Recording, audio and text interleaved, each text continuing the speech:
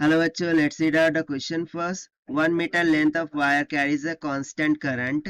The wire is bent to form a circular loop. The magnetic field at the center of this loop is B. The same is now bent to form a circular loop of smaller radius to have 4 turns in the loop.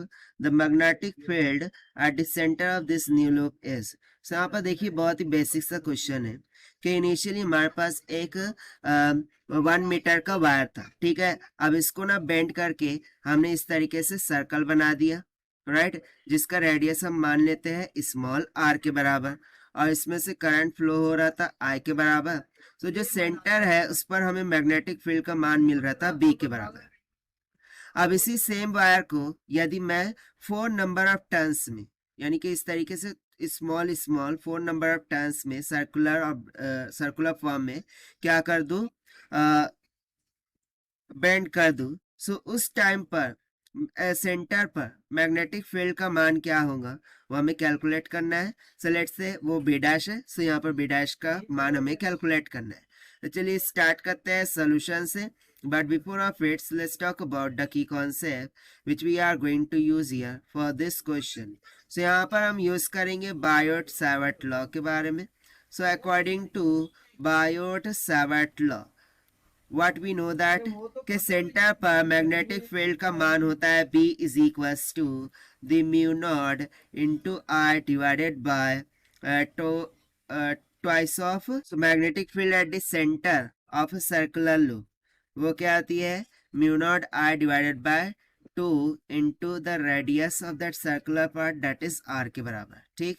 सो इसी फॉर्मूले का हम यहाँ पर ये use करना है।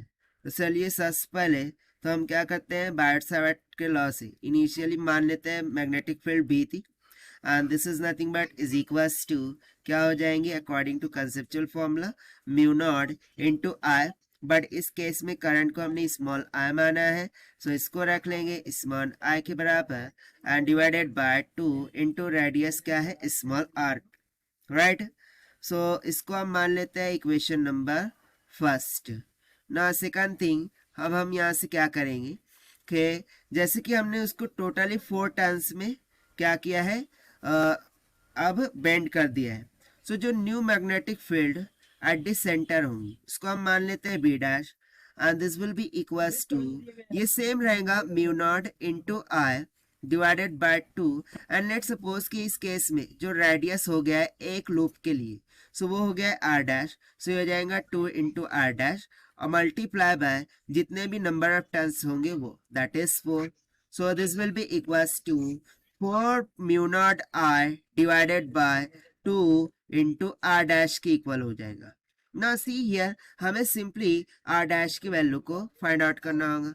ना initially if you see that, so ये जो पैरामीटर ऑफ द सर्कल था वो किसके बराबर था, 2 पाई आर के बराबर, और इसी पैरामीटर ऑफ सर्कल को हमने 4 टर्म्स में कन्वर्ट कर दिया है, राइट। यानी कि वो कितना हो जाएगा 4 into new circle perimeter of the circle that is 2 pi R dash. से यहाँ से 2 पाई कैंसिल हो गया, R dash will be comes out equals to R divided by 4। अब इस वैल्यू को हम मान लेते हैं इक्वेशन 2 और इक्वेशन 2 को यहाँ पर सब्स्टिट्यूट करेंगे। सो देखिए हमें क्या मिल जाएगा, B dash is equals to 4 mu naught I divided by 2 into R by 4, 4 ऊपर जाकर मल्टीप्लाई कर देगा, सो यहाँ से बी डैश का वैल्यू कितना निकल के आएगा 4 4 16 times of mu naught I divided by 2 R के। नाउ सी दिस टर्म, ये तो हमें इक्वेशन नंबर 1 से मैच होता हुआ दिखाई दे रहा है और वो किसके बराबर है, b के इक्वल है। That means I can say that b dash will be comes out equals to the 16 times of b, ठीक। सो जो new magnetic field at the centre होंगी, ठीक है, जब हम 4 टर्न्स दे देंगे सो वो 16 टाइम्स ऑफ इनिशियल 1 हो जाएंगी। यही हो गया हमारा आंसर जो कि हमने सॉल्व किया by using the Biot Savart law. Now let us take the option, so option B will become correct. So this is the required solution. I hope you understood well. Best of luck, thank you.